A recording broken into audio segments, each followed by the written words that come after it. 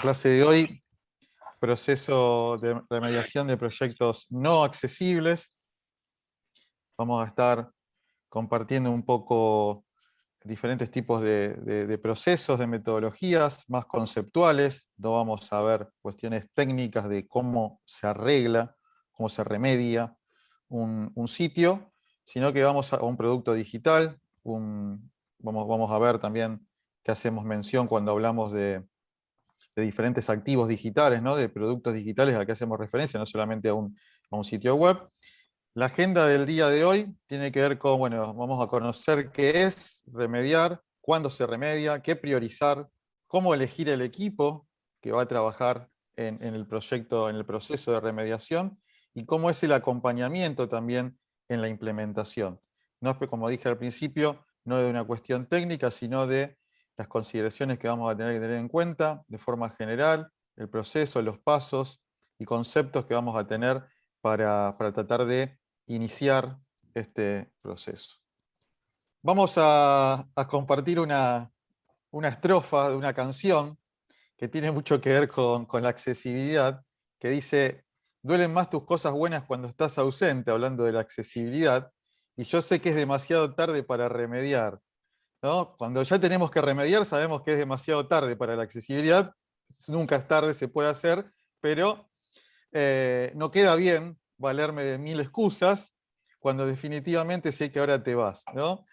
Entonces, tenemos que tener en cuenta que un proceso de remediación lo vamos a tener que llevar a cabo cuando no tuvimos en cuenta desde del momento cero, a la accesibilidad, ¿no? Cuando empezamos un nuevo desarrollo, una nueva característica en un producto digital, si no tuvimos en cuenta la accesibilidad desde el punto de vista del producto final, hasta también en las etapas previas, ¿no? Si no tuvimos en cuenta, no pensamos en ningún momento acerca de la accesibilidad, seguramente en algún momento vamos a tener que arreglar las barreras de accesibilidad que hemos creado, ¿no? Y esa sería un poco la definición de remediar un proyecto, un producto digital. Como dice la presentación, hay una cita que dice: cuando hablamos de remediar, hablamos de iterar. ¿Por qué? Porque en cada momento que nosotros generamos un producto digital, sabemos que ese producto se va actualizando constantemente. Vamos agregando nuevas funcionalidades, nuevo contenido, nuevos requerimientos que va teniendo quizás el cliente acerca del producto que nosotros le hemos construido. Y en todas esas nuevas funcionalidades, mejoras, vamos a iterar, y ahí también la accesibilidad tiene que ser parte desde la perspectiva de cuando se solicita el cambio, de qué requerimiento tiene el cambio, lo vamos a tener que tener en cuenta si ese cambio no se consideró, no se pensó de una manera accesible, ¿verdad? Suele pasar y es muy común, no sé qué tanto será en Argentina, me imagino que ya están un poco mejor, pero que las personas piensan en accesibilidad hasta el final del proyecto. Muchas veces ya tienen el componente de accesibilidad o lo contemplan en la planificación, pero lo quieren implementar hasta el final del proyecto y es algo que tiene que ir a la par del desarrollo, tienes que ir trabajando desarrollo y a la par verificando que el proyecto continúe con accesibilidad, ¿verdad? Exactamente, exactamente. Y vamos a mencionar desde qué lugar partimos para generar un proceso de remediación. Previamente me gustaría mencionar de que muchos activos digitales pueden ser remediados directamente, ¿no? Pueden ser sitios web, aplicaciones, componentes web. A veces no es todo un sitio web, sino que es un componente específico que quizás es una nueva funcionalidad que hemos agregado. También pueden ser documentos, archivos, ¿no? Pueden ser otro tipo de documento multimedia, ¿verdad? Todo lo que tenga que ver con lo digital puede iniciar un proceso de remediación. Después puede existir otros productos o activos digitales que requieran que se vuelvan a construir, ¿no? Que se vuelva a refactorizar, como se le llama en desarrollo, porque quizás la experiencia o la solución de accesibilidad no va a mejorar la usabilidad de ese componente de ese sitio web. Y va a requerir sí o sí que tengamos que repensar cómo vamos a contar esa historia y cómo queremos implementarla para que esa experiencia sea lo mejor posible para todos los usuarios. Cuando hablábamos al principio de remediación, decíamos que no lo vamos a hacer en un producto que muchas veces está terminado, ¿no? Sino que tenemos que hablar que quizás se hizo un trabajo previo en un diseño básico en la parte de desarrollo, ¿bien? O se han superado ciertas etapas primarias, como por ejemplo la elección de la paleta de colores o de la plataforma de desarrollo, ¿bien? O en cualquier momento, por ejemplo, de alguna historia de usuario, como mencionábamos, y que no se ha considerado la accesibilidad. Como decía, si en cualquier etapa de un desarrollo no se ha considerado la accesibilidad, seguramente eso no va a ser accesible y vamos a tener que iniciar o comenzar un proceso, perdón, de remediación. Cuando hablamos a remediación a larga escala, como vemos en la presentación, tenemos que tener en cuenta integrar estos procesos en cada etapa, ¿no? Si hablamos de metodologías ágiles, en cada etapa o en cada sprint, tenemos que tener un proyecto, un proceso a larga escala para saber cuáles van a ser los diferentes pasos, ¿bien?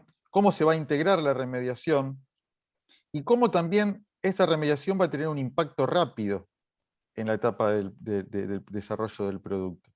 ¿Bien? Y vamos a tener que empezar a tener en cuenta, que vamos a verlo a lo largo de esta clase, cómo vamos a priorizar muchas veces esa remediación, ¿no? Tenemos diferentes indicadores o formas de priorizar que vamos a empezar a arreglar para que muchas veces el impacto sea rápido y podamos alcanzar o mejorar la experiencia a la mayor cantidad de usuarios.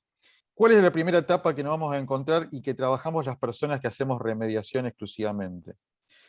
Hay una primera etapa que es una auditoría, ¿no?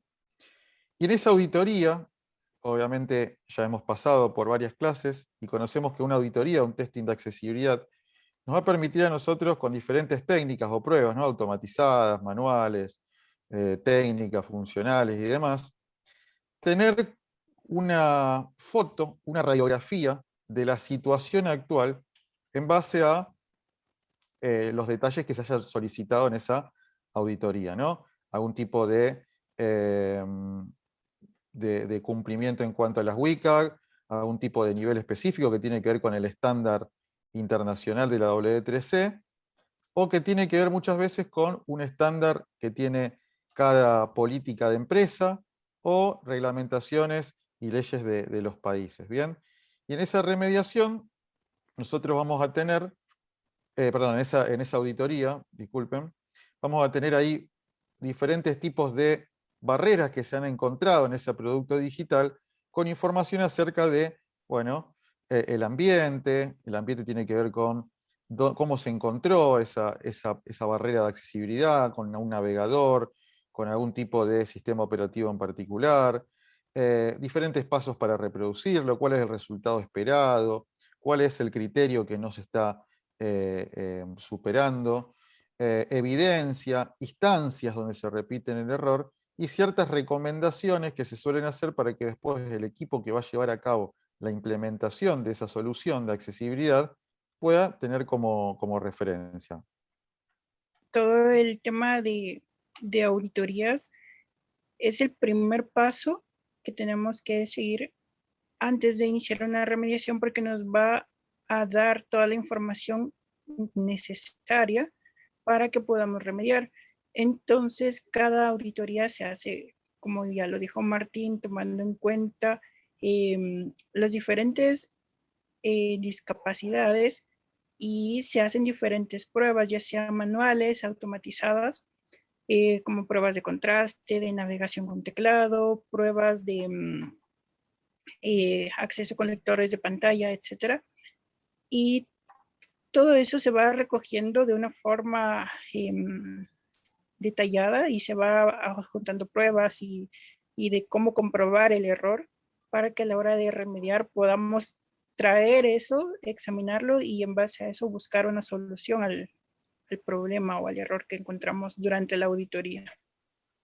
Exactamente. Y tengamos en cuenta que cuando iniciamos un proceso, ¿no?, de remediación, lo primero que vamos a tener, sí, es, como mencionaba antes, es ese estado general, ese estado de situación, ¿no?, de cómo está la accesibilidad en cada uno, suponiendo que es un sitio web, en cada uno de todo el alcance que tiene ese sitio web, sus categorías, secciones, etcétera, etcétera.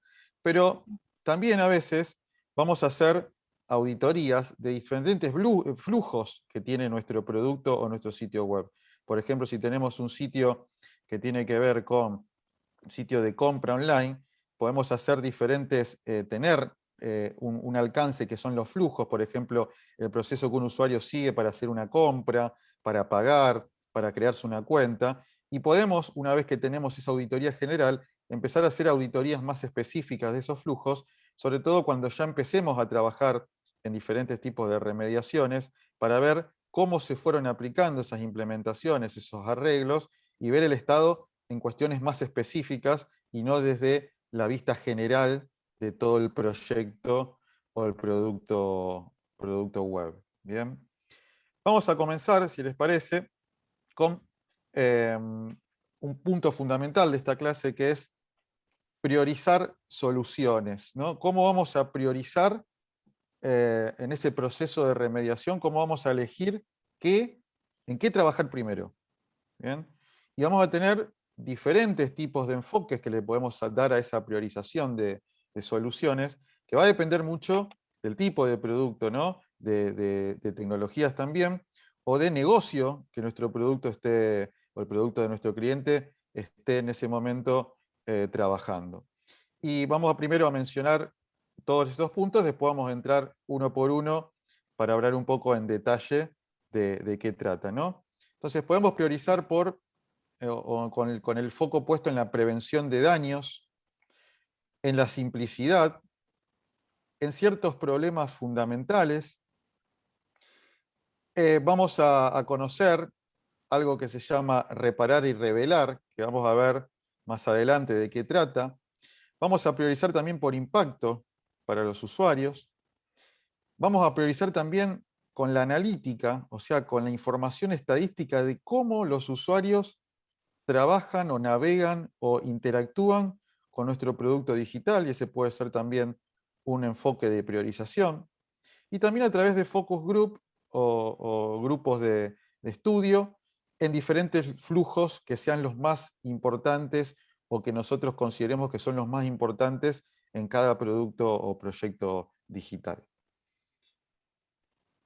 Bien, el primero de todos, Josías, es prevención de daños. Bien. Sí, es Y un aspecto muy importante que el venir y saber que o querer que nuestro producto no cause daños a las personas.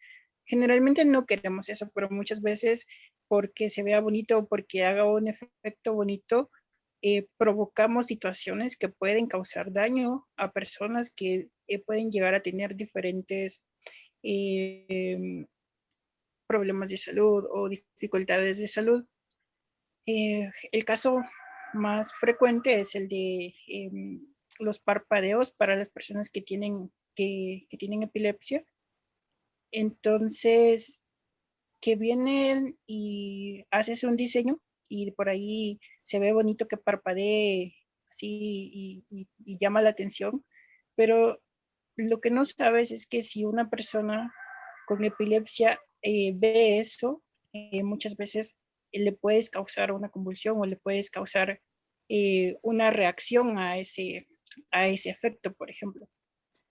es exacta. Recientemente comentábamos en Dalat lo de Netflix, que era de esta serie del juego del calamar, que tenía un episodio en donde aparecían muchas luces parpadeantes y al final los usuarios le hicieron llegar la sugerencia y pues quitaron esa escena, o no la quitaron, pusieron un aviso de que la escena contenía momentos parpadeantes. Lo ideal tal vez hubiera sido que la modificaran de cierta forma, pero al avisar, pues ya la persona, bueno, dice, bueno, esto me puede afectar y no lo veo o veo para otro lado en ese momento, ¿verdad?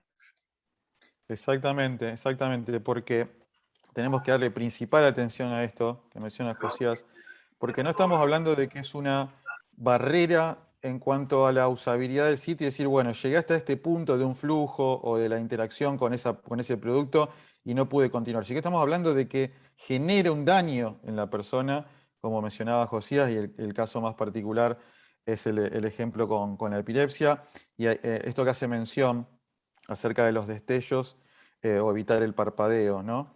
Que después vamos a seguir tomando este ejemplo de los parpadeos para uno de los focos de esta priorización de daños. Vamos a continuar con el segundo punto de enfoque que le podemos dar a la priorización de soluciones, de remediación de accesibilidad, y tiene que ver con la simplicidad. ¿Bien?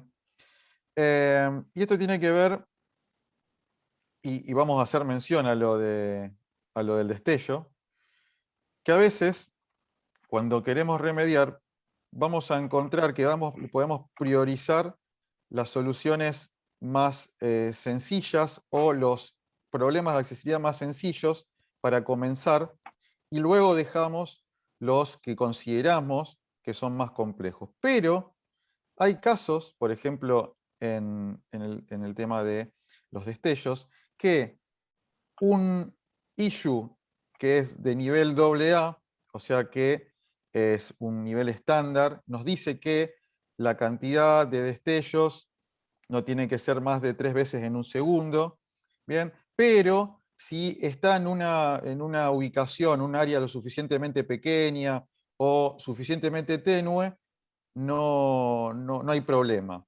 Bien, y después tenemos un criterio, un problema de accesibilidad, que es de un rango mayor o un nivel de conformidad mayor, que nos dice que directamente no tiene que haber ningún tipo de elemento que genere más de 3 destellos en un segundo. Y entonces, solucionar ese requerimiento de accesibilidad es mucho más sencillo porque decimos directamente que no queremos que ningún objeto, ni pequeño, ni chiquito, ni tenue, ¿bien?, genere este tipo de destellos en menos de un segundo, y de esa manera estamos solucionando el problema o el requerimiento de accesibilidad anterior, bien, abarcando mucho más. Y es mucho más simple de solucionar porque a veces tenemos que ver, bueno, ¿a qué se considera una superficie lo suficientemente pequeña? ¿A qué se considera que es lo suficientemente tenue?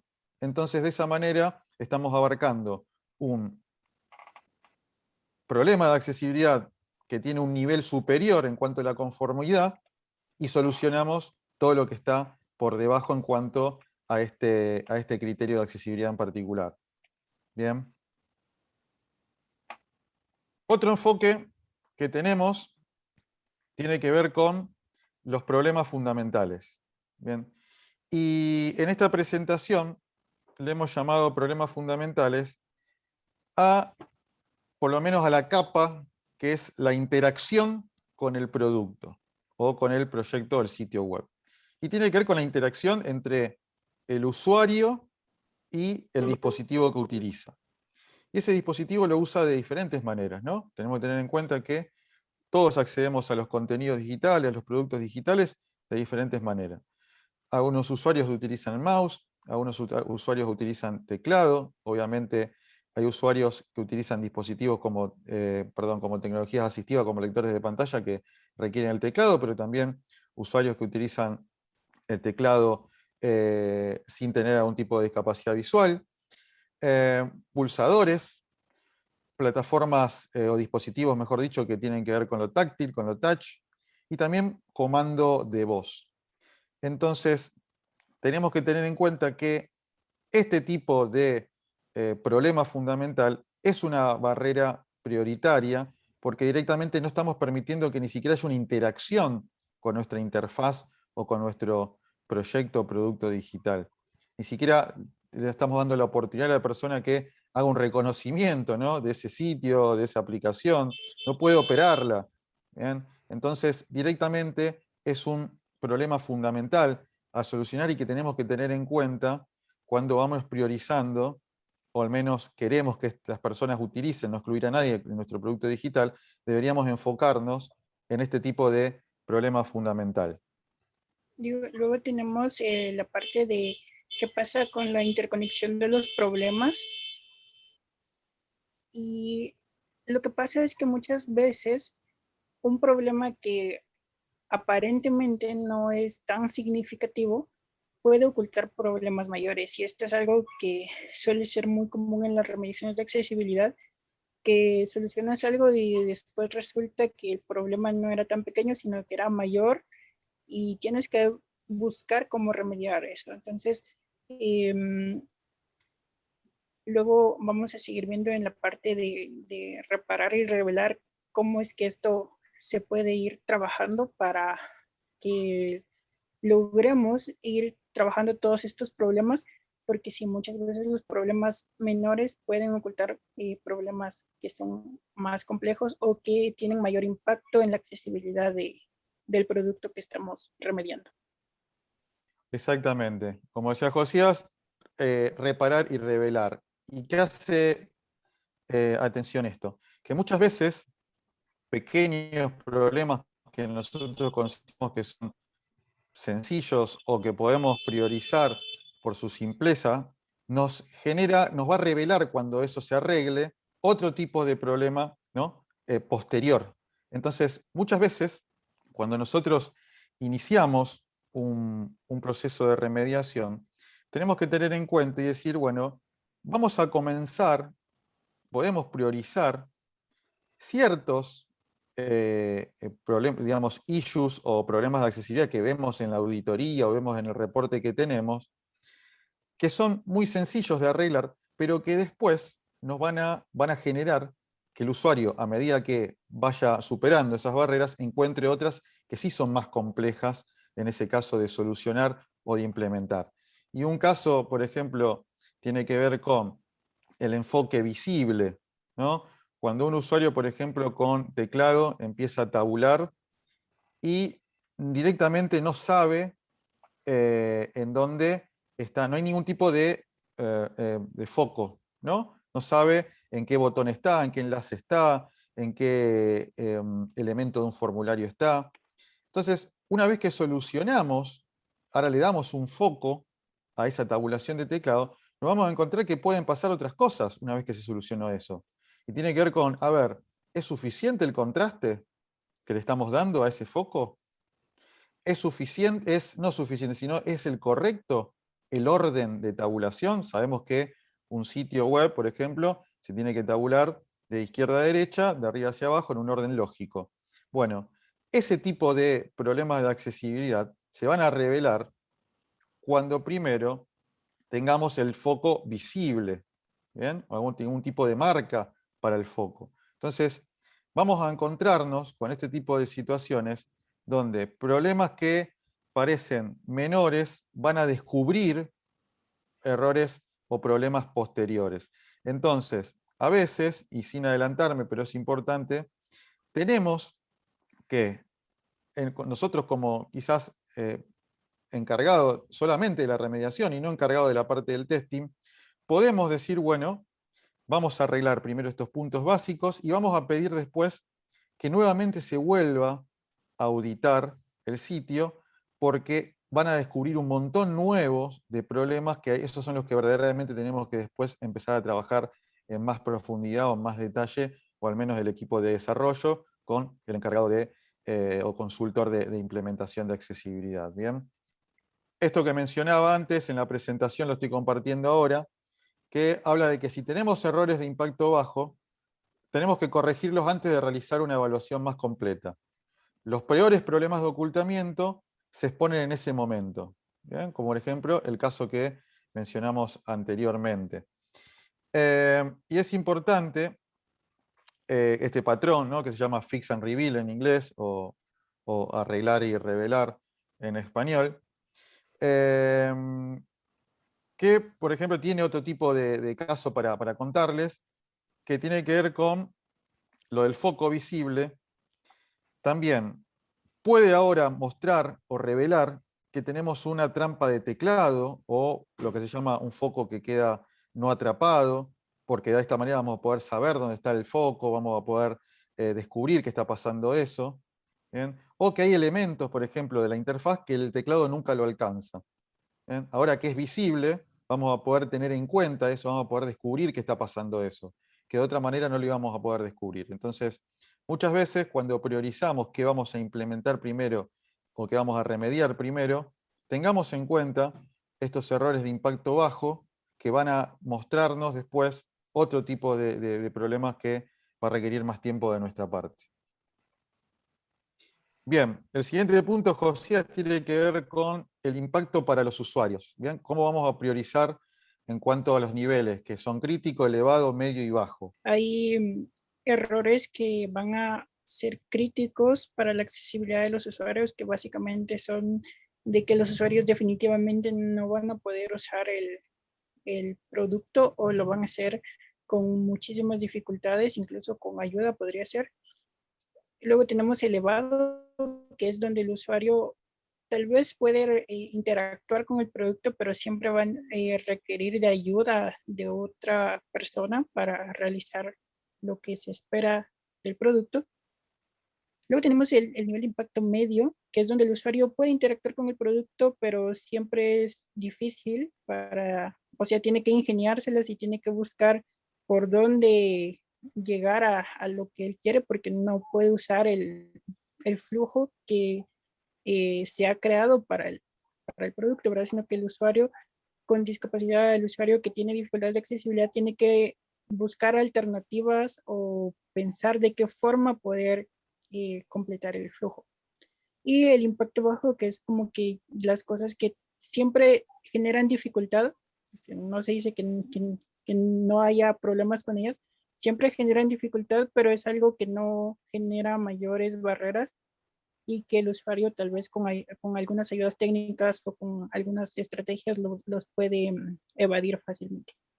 Nuestro objetivo principal es hacer que la plataforma tenga la mejor experiencia para todos los usuarios, ¿bien? Y que alcance la mayor cantidad de usuarios sin excluir a nadie. Estamos hablando de que conocemos los tiempos y los procesos de las empresas, de las instituciones, las organizaciones, los equipos que a veces se tienen, entonces por eso es importante priorizar. Y en este caso lo que menciona Josías acerca de estos 4 niveles, que en las auditorías habitualmente se marcan, ¿no? Los issues tienen los errores de accesibilidad que están en ese reporte, indican qué tipo de nivel tiene para el usuario, ¿no? Porque tenemos que hacer la salvedad que a veces son errores que hay que solucionar porque son importantes para el negocio, o sea, para el objetivo que tiene ese sitio web, y después que son de impacto específicamente para el usuario. Y por ejemplo, podemos decir que en una institución bancaria, que un usuario no pueda realizar una tarea o una función de forma independiente, es crítico porque estamos hablando de una información que es personal, ¿bien? Que es propia de la persona que está haciendo ese trámite o esa operación bancaria. Entonces, tenemos que tener estas consideraciones dependiendo tanto del impacto del usuario como también cuál es la prioridad para ese flujo o ese negocio en particular, en este caso, una actividad bancaria. ¿Significa esto que está bien que en otro tipo de actividad el usuario tenga que apoyarse en otra persona para hacer una tarea? No, no estoy diciendo eso.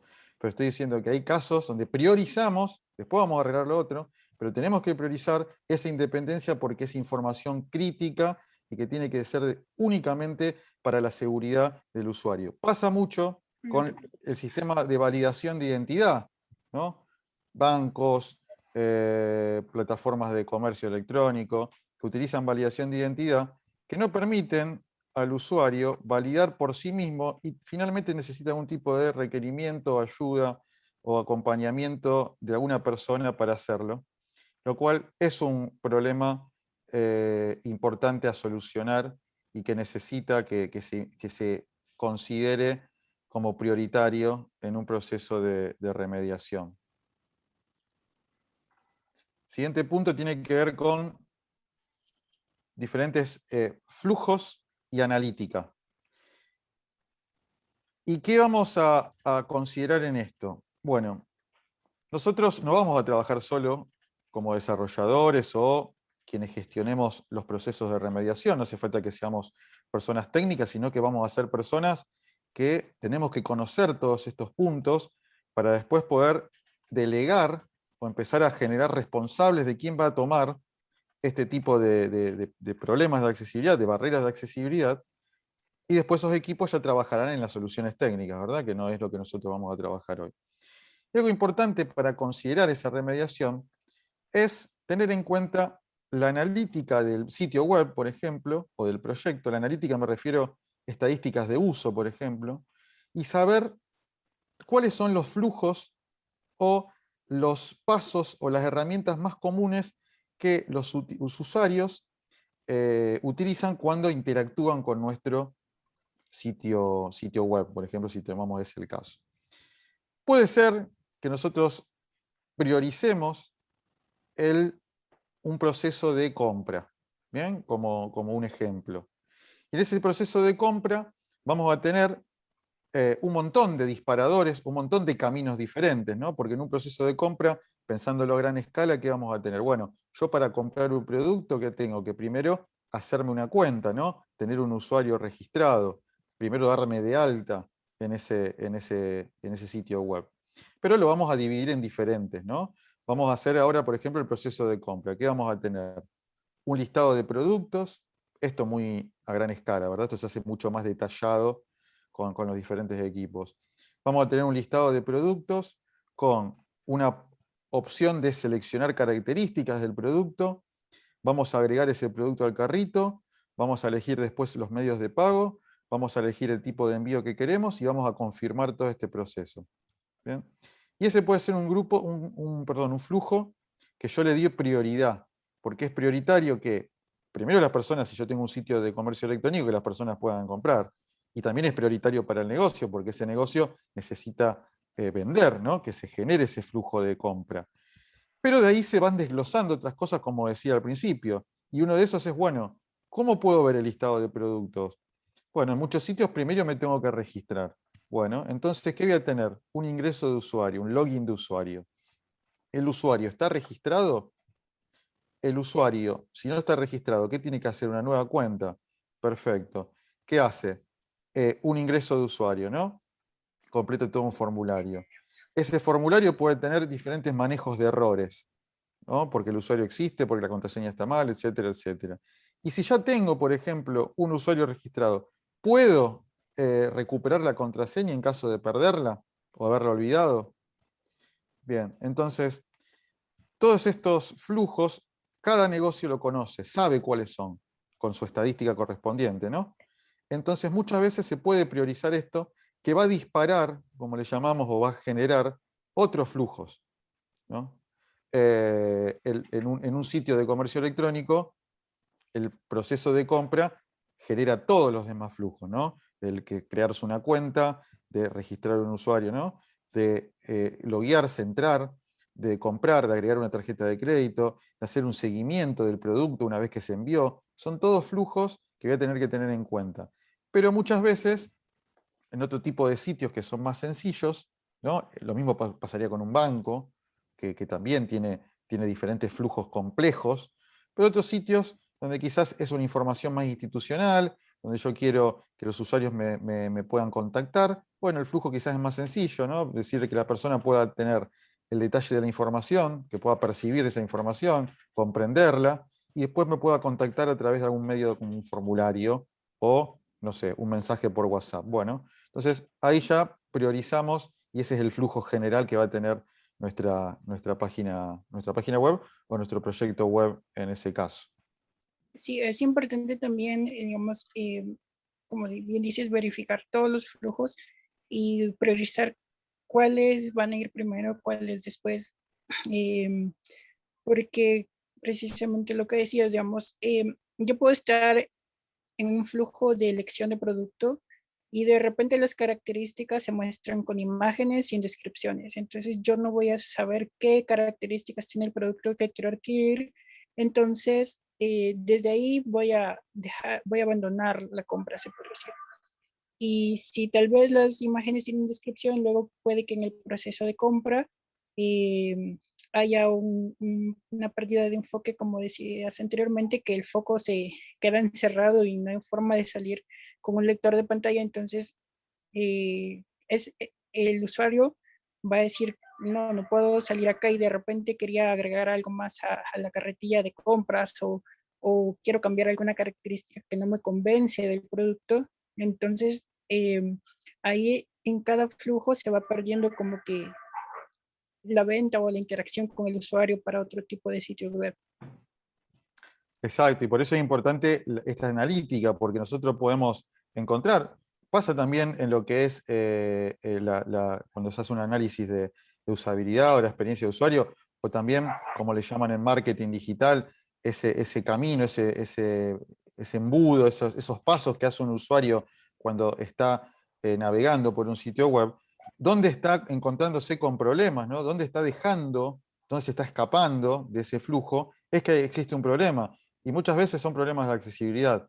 ¿Bien? Entonces, es importante que nosotros podamos priorizar muchas veces en el camino de la remediación lo que nosotros consideramos que tiene más valor para lo que quiere el usuario hacer en nuestro sitio web y lo que también ese sitio web está ofreciendo. Una vez que fuimos teniendo diferentes enfoques en priorizar, o cómo priorizar, mejor dicho, qué tener en cuenta, tenemos que llegar a otro paso, que es cómo vamos a empezar a delegar, porque cada uno de los tipos de problemas de accesibilidad, cada uno de los issues, de los criterios que no se superan y que están en esa auditoría o en ese reporte, tienen responsables, tenemos que tratar de asignar responsables, ¿verdad? Y vamos a tener diferentes roles, quien va a tener que hacerse cargo, uno o varios, ¿no? Responsables, o diferentes perfiles profesionales que se van a tener que hacer cargo luego de implementar con sus conocimientos técnicos las soluciones de accesibilidad para remediar ese problema. Bien, se usan muchas veces diferentes estilos o tipos de matrices para hacer este tipo de división o delegar este tipo de trabajo. Pero vamos a tener, por ejemplo, un propietario principal, que va a ser el responsable de una tarea de accesibilidad, ¿no? Son las personas que, una vez que es asignado a ese problema, dirige la toma de decisión de cómo se va a solucionar ese problema, ¿no? Vamos a tener también podemos o no, no es, digamos, requerido, pero puede pasar, que también va a haber una propiedad secundaria. Es un responsable que va a ayudar a completar ese problema de accesibilidad. Apoyan al propietario principal, participan, ¿no?, de ese proceso, pero no toman decisiones. Tenemos que tener en claro que la propiedad principal, el responsable primario, como se le llama, tiene que ser el encargado de responder por ese issue de accesibilidad, ¿no? De explicarnos cómo se solucionó, por qué se solucionó así, y en caso de que no esté bien solucionado, cuando se haga, por ejemplo, una auditoría de progresión, poder explicar y poder trabajar juntos para ver por qué no se pudo accesibilizar de forma correcta. Y ahora vamos a conocer algunos de esos roles que nosotros vamos a tener que después asignarles este tipo de propiedad.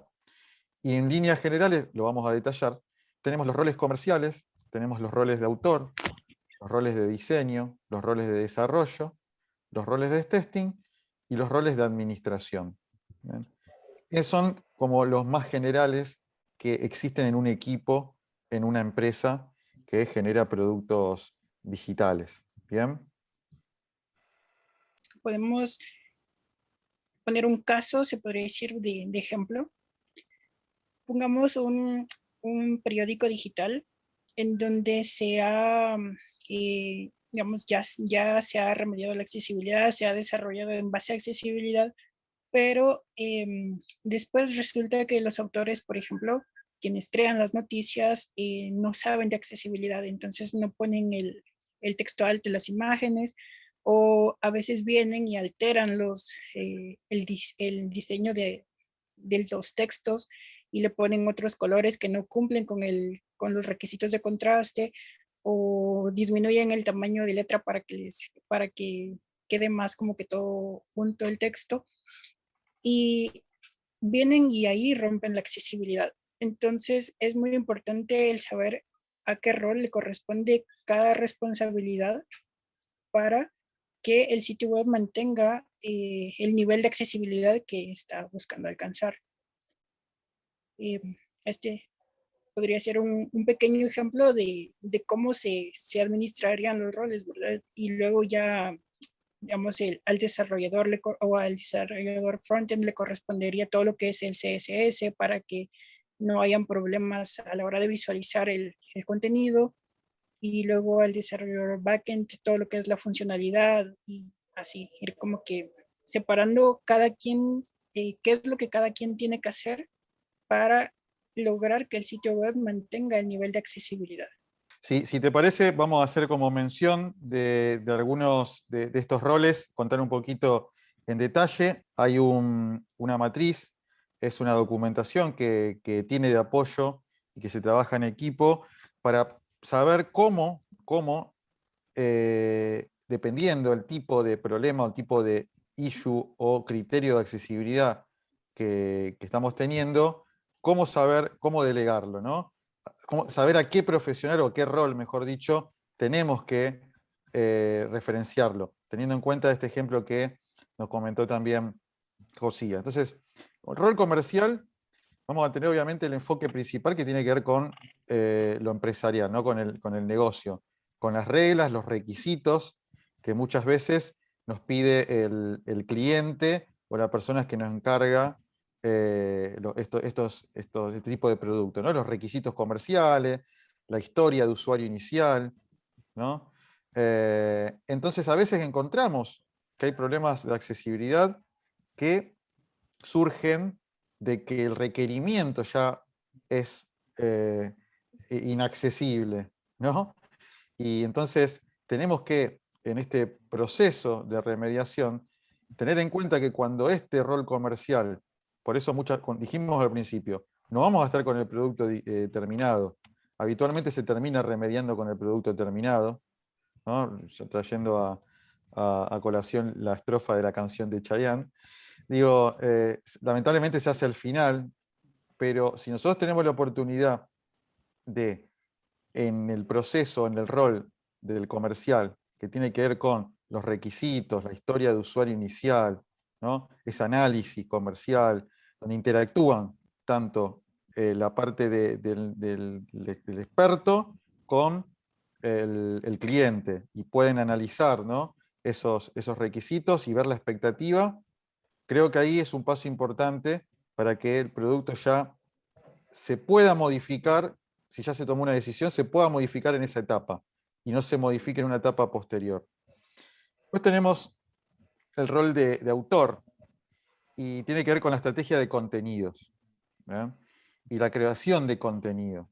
La producción, ¿no? de audio, video también tiene que ver eso. Y ahí también nos vamos a encontrar con contenido. Muchas veces tenemos plataformas que son accesibles, pero quien genera, quien tiene el rol del contenido, es que no está haciéndolo de una manera accesible. Entonces ahí vamos a tener responsables de todo tipo, ¿no? Por ejemplo, la creación, como decía, de videos o copy, que se le llama al texto que acompaña algún tipo de publicación. Y tiene que asegurarse esta persona que ese contenido sea accesible, sea comprensible. ¿Por qué? Trayendo un poco el ejemplo que decía Josías. Podemos tener que una imagen tiene un texto alternativo, el programador desarrolló la plataforma para que todas las imágenes el usuario tenga, el generador de contenido tenga que asignarle un texto, ya sea vacío, porque la imagen no tiene, no es necesario que esté expuesta, o pueda ponerle un texto. Pero el generador de contenido le puso un texto a esa imagen que no tiene relación o que no genera ningún tipo de contexto. Bien, entonces nosotros cuando vamos a delegar ese tipo de problema de accesibilidad, tenemos que tener en cuenta que puede venir porque directamente el desarrollador, que después vamos a ver cuál es la función que tiene, no es que el desarrollador no puso en el código, sin entrar en detalles técnicos, lo que correspondía, sino que ese problema de accesibilidad viene de más arriba. La persona que generó el contenido no acompañó la imagen con el texto descriptivo correspondiente. Y esa es la persona que tiene que hacer eso. ¿Por qué? Porque es la persona que sabe cuál es el sentido de la imagen. ¿Bien? Otras veces nos vamos a encontrar que directamente el generador de contenido no está teniendo en cuenta este texto alternativo, ¿bien? O no está teniendo en cuenta algún tipo de subtitulado o transcripción, y aparte el desarrollador no implementó ninguna funcionalidad para que el video pueda activarse subtitulado o que la imagen pueda acompañar con un texto alternativo. Entonces vamos viendo cómo no es que delegar o responsabilizar personas en este proceso de remediación es tan lineal. Tenemos que tener en cuenta y hacernos ciertas preguntas que vamos a ver, vamos a compartir después. Otro de los roles tiene que ver con el diseño, ¿no? Y tiene que ver con esto de decisiones en la presentación, en el aspecto visual, o también de la experiencia de usuario. Podemos vincular acá al UX como rol de diseño de esa experiencia, ¿no? Y muchas veces son quienes tienen que traducir lo que el cliente quiere, lo comercial, a la experiencia real que va a tener la interfaz del producto, ¿no? Y ahí vamos a tener, como decía, el diseño de la experiencia de usuario, el diseño de la parte visual, y pueden ser desde especialistas en usabilidad o investigadores de UX, analistas de experiencia, diseñadores gráficos, ¿no? Directamente. Y van a tener que tener en cuenta, para poner un ejemplo, desde el momento de que estamos implementando o tenemos un problema de colores, ¿no? Tenemos un problema muy habitual en los sitios web, que es el foco de teclado. Como habíamos mencionado en aquel ejemplo, que el foco muchas veces no es visible. Y si nos encontramos con un foco no visible, no propiamente es porque el desarrollador web, quien implementó, quitó esa línea de código, sin entrar en detalles técnicos, y no se ve el foco o visualmente no se distingue dónde está posicionado el usuario de teclado en ese momento, sino que no se contempló desde la etapa de diseño cómo tenía que ser esa paleta de colores, quizás no contempló cómo tendrían que ser esos contrastes o esos colores del foco para que siga una línea del diseño de esa plataforma. Entonces, vamos teniendo ciertas ideas de que no vamos a recaer específicamente en un responsable, sino que, como dije al principio, podemos tener un responsable principal, pero también va a tener un responsable secundario o también un colaborador. Pero todos van a ayudar sin responsabilidad en cuanto a primaria, pero sí van a colaborar para que eso se pueda solucionar de la mejor manera posible. Después tenemos el rol de desarrollador, que tiene que ver con, obviamente, el código, la codificación, ¿bien? Donde va a implementar un montón de cuestiones que tienen que ver con lo técnico en accesibilidad. Van a recaer muchas de las cuestiones que tienen que ver con la remediación, obviamente, pero también va a trabajar mucho, desde el punto de vista del código, generando componentes o solucionando problemas que son más específicos de esa interfaz, ¿no? Y cómo se implementa. El desarrollador va a trabajar con ciertos lenguajes, HTML, JavaScript, CSS, para generar estas soluciones, que muchas veces, como dije antes, no son culpa del desarrollador, sino que vienen de más arriba, de la etapa de diseño, o hasta la propia etapa de contenido, o la etapa de cuando se piensa el modelo de negocio de ese producto, los requerimientos comerciales que tenga. Después tenemos los roles de testing, ¿bien? Donde se ejecutan, como están viendo a lo largo de todo este curso, pruebas automatizadas, pruebas manuales. ¿Bien?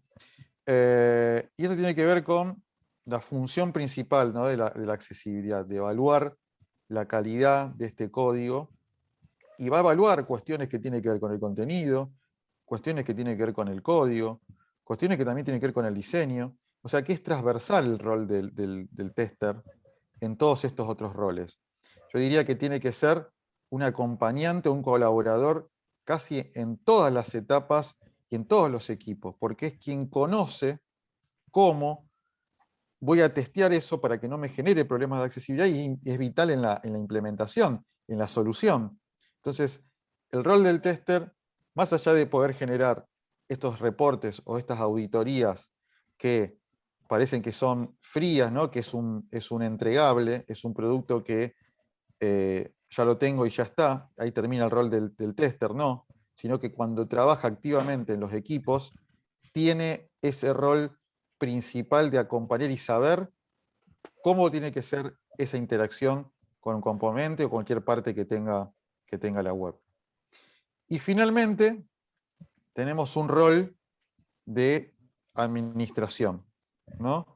Que tiene que ver más con la visión, como decía, el enfoque empresarial, pero tiene que ver con la gestión del producto y del proyecto. Y son cuestiones más burocráticas, ¿no? de la organización en general, pero son obviamente fundamentales porque también se ocupan de coordinar un poco a los miembros de los equipos, ¿no? Saber que el producto esté conforme con ciertas cuestiones reglamentarias o cuestiones que tengan que ver con niveles de conformidad que tenemos que alcanzar, qué prioridad tiene en el producto un nuevo requerimiento. Bueno, ese requerimiento tiene que ser accesible. Bueno, ya se hizo, ok, vamos a ver cómo vamos a remediarlo, pero conociendo esa gestión más desde el punto de vista del producto. Estoy compartiendo en pantalla ahora un gráfico que es como una imagen de una autopista con muchas salidas, ¿no? Como diferentes exits de una autopista. Y tenemos estos diferentes roles que yo mencionaba recién junto a Josías. El rol del negocio, del generador de contenido, del diseñador, de la experiencia de usuario, del desarrollador front-end, del testing. ¿Bien? Y nosotros vamos a empezar después a delegar los problemas de accesibilidad después que hicimos la etapa previa. ¿Cuál fue la etapa previa? Priorizarlos, ¿no? Una vez que los priorizamos, los tenemos que empezar a delegar. Y ahí vamos a elegir, ¿no? A estos diferentes roles, dependiendo cuáles son sus características. Algo importante, te dejo, Josías, es que Sí, no en todas las empresas, perdón, los roles son iguales. Hay empresas que no tienen todos estos roles, o equipos, mejor dicho, que no tienen todos estos roles. Tenemos que primero hacer un trabajo interno de decir, bueno, ¿cuál es mi rol? ¿De qué me ocupo yo? Porque a veces termina siendo el diseñador quien genera contenido, o el diseñador que programa un poco, o el programador termina agregándole el texto alternativo a las imágenes, teniendo en cuenta solamente su percepción, y no con la mirada del contenido en general. Entonces, tenemos que hacer un trabajo interno de definir bien cuáles son nuestros roles, para que después vamos a usar esos perfiles para transmitir y delegar los problemas a solucionar. sí, a la hora de delegar tenemos que hacernos básicamente las preguntas de si este contenido, este problema está relacionado con el negocio, porque si no tiene mayor impacto, tal vez no es tan prioritario. Y si no está relacionado con el negocio. Ahora sí está relacionado con el negocio y es muy importante, pues sí se debe delegar. Y luego de preguntarnos qué tipo de contenido es o qué tipo de problema es. ¿Es un problema de contenido? ¿Es un problema de diseño? ¿Es un problema de desarrollo? ¿O es un problema de testing incluso? Entonces, haciéndonos estas preguntas, podemos determinar a quién le corresponde remediar cada problema. Y ciertamente, como dice Martín, tendríamos que evaluar cuáles son los roles para cada proyecto, porque no son los mismos roles que va a tener un periódico digital, como les decía, al que va a tener una tienda virtual, al que va a tener, por ejemplo, un foro que ya se agregaría tal vez un rol de moderador y diferentes temas, o un sitio web de aprendizaje en línea también. Son diferentes roles porque ahí, por ejemplo, tendrías un rol de profesor en donde el profesor tendría que saber cómo hacer para que el contenido que sube a cada curso y a cada clase también sea accesible. Exactamente, exactamente. Por eso es importante que internamente el equipo pueda definir bien cuál es su rol, ¿no? Porque puede pasar que, como mencionaba Josías, el profesor genera su contenido, pero después se generan también diferentes tipos de apoyos gráficos, ¿no? Un flyer que escapa a la decisión de él y tiene que ver más con la parte quizás del rol de marketing o de diseño, que no está teniendo en cuenta la accesibilidad. Entonces no podemos recaer sobre, en ese caso, el rol de instructor o profesor, porque no es el rol que tenía él, o dentro de sus actividades o su lista de funciones estaba lo de generar este tipo de apoyo visual o gráfico, ¿no? Entonces, cuando delegamos, nos vamos haciendo esas preguntas. ¿Está relacionado con el negocio, teniendo en cuenta algunos puntos de los que vimos? ¿Está relacionado con el diseño visual? Este contenido es de autoría, o sea, es un contenido, un copy, un writing, es diseño UX, es desarrollo propiamente, se trata de testing. Y entonces, si no cumplimos con todo esto, ¿qué pasa? Bueno, se trataría de un problema administrativo, ¿no? Y un problema administrativo puede ser o tiene que ver con quizás una preocupación con los tiempos del producto, procesos de entrega, ¿no? Y que se cumpla, como decía antes, una cuestión más de reglamentaciones o leyes, sí vinculadas con la accesibilidad, pero no tan de forma directa o del producto, sino de cuestiones más burocráticas, por decirlo de alguna manera. Vamos a comentar un ejemplo más que habíamos puesto en la presentación, que estuvimos hablándolo, igual Josía hizo algunas menciones, pero supongamos que quiero que las imágenes y los enlaces de texto adyacentes que apuntan a la misma URL se fusionen en enlaces únicos. Vamos a explicarlo esto un poco más general. Imagínense que ustedes tienen una imagen de un producto y abajo el título del producto, ¿no? De una empresa o una plataforma de comercio electrónico. Y ahí van a tener dos enlaces de forma redundante que llevan al mismo lugar. Entonces, digamos, ¿qué dice? ¿Cuál es el problema acá? Que yo quiero unificar, quiero apuntar, que se fusionen y que no haya dos enlaces, que quizás no es un problema estricto de accesibilidad bloqueante, pero sí hace ruido y es redundante muchas veces para la tabulación de teclado y también para los lectores de pantalla. Entonces empezamos a hacernos algunas preguntas. ¿Está relacionado con el negocio? Bueno, en este caso no. ¿Es este diseño visual? No. ¿Este contenido es de autoría? No. ¿Es este diseño UX? No. ¿Es este un desarrollo? Sí. ¿Por qué contestamos sí ahí? ¿Y por qué fueron contestando no? No es que directamente yo a libre albedrío dije no me quiero hacer cargo.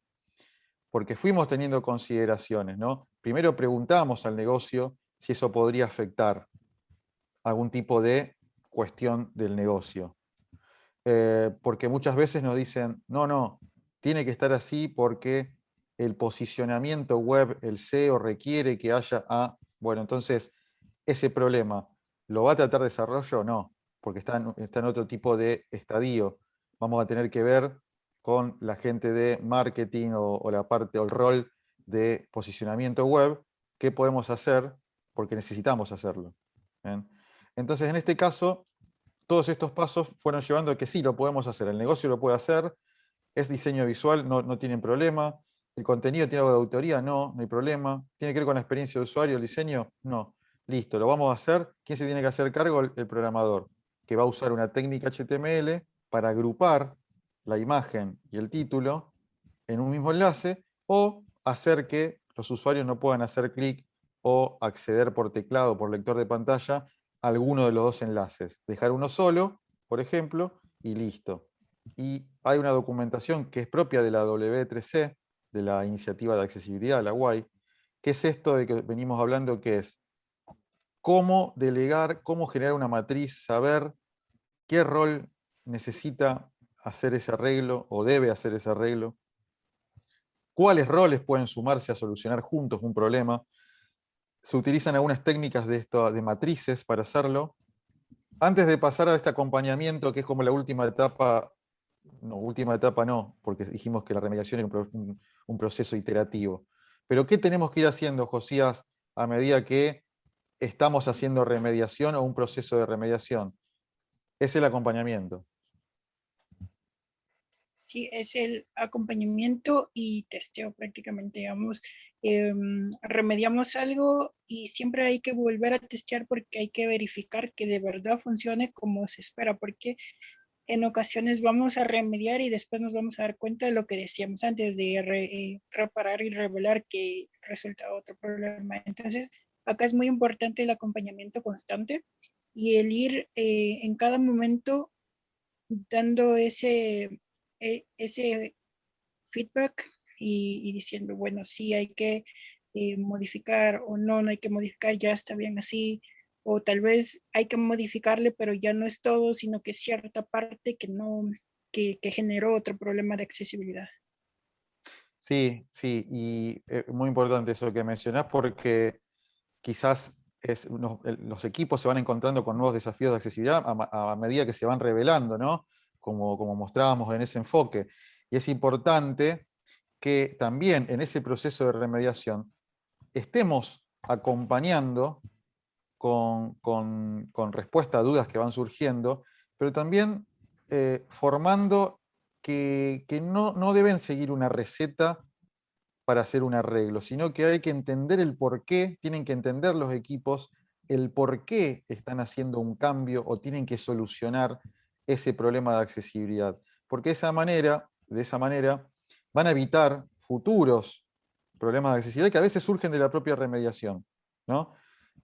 A veces uno se puede dar cuenta que si tiene los conocimientos y uno se va formando, no hace falta esperar al retesting. ¿Por qué? Porque uno se da cuenta que si aplica ese cambio, va a descubrir otro problema de accesibilidad que ahí mismo puede solucionar, siempre y cuando tenga este acompañamiento, esta respuesta a dudas de un profesional, de la participación de las personas con discapacidad en todos los procesos, ¿no? Del principio a fin, investigando, desarrollando.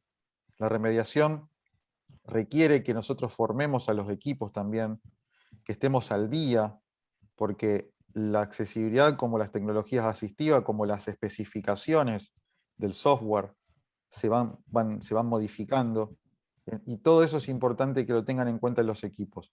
Quizás de vuelta, no tenemos que ser desarrolladores, diseñadores técnicos para gestionar este proceso de remediación, pero sí tenemos que conocer, ¿no? Y formar y tratar de que esté la perspectiva de accesibilidad en los equipos para evitar posibles problemas de accesibilidad en los futuros implementaciones que vayan haciendo. Lo ideal sería que uno pueda terminar su proceso de remediación, porque los equipos ya tienen un nivel técnico en accesibilidad que desarrollan desde el vamos o desde cero, teniéndolo en cuenta con los conocimientos técnicos, con los fundamentos, con la participación técnica y de experiencia de las personas con discapacidad.